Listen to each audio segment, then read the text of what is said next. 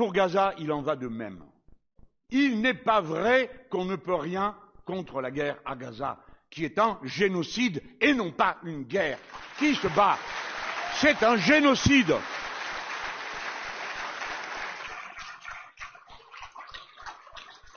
Et nous traiter d'antisémites pour nous faire taire, pour que ça marche, il aurait fallu une certaine économie de l'usage du mot.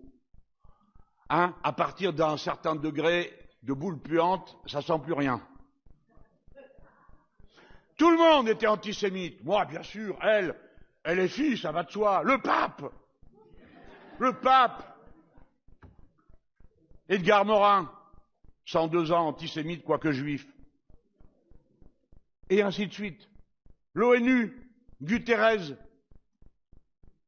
le fou meurtrier, qui est ministre de je ne sais plus quoi, dans le gouvernement de M. Netanyahou, qui traite Antonio Guterres, le secrétaire général de l'ONU, en disant c'est un antisémite qui est à la tête d'une organisation antisémite. Oui, il marche avec des chaussures antisémites, sur un sol antisémite. Vous êtes devenu fou, vous êtes dingue.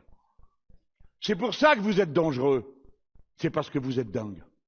Parce que vous ne voyez plus, en regardant une population des êtres humains, vous voyez des pions, des chiffres, dans votre petite tête rabougrie par le sectarisme, la haine religieuse, que ceux qui sont en face de vous n'ont pas, et qui viendraient au secours de vos enfants, s'ils avaient problème.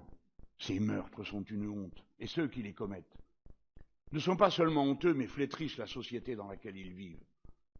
Tsahal est l'armée la plus immorale du monde. Voilà ce qu'elle est.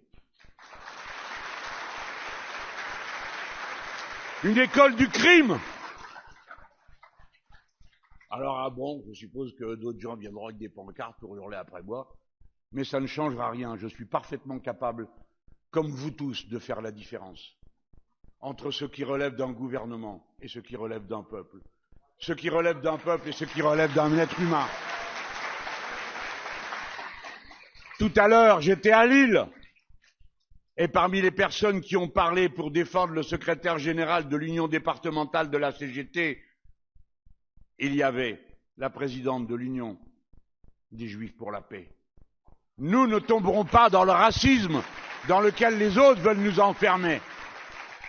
Mais que chacun se le dise, chacun, quelle que soit sa religion, quelle que soit la communauté à laquelle il se sent rattaché, chacun est personnellement responsable.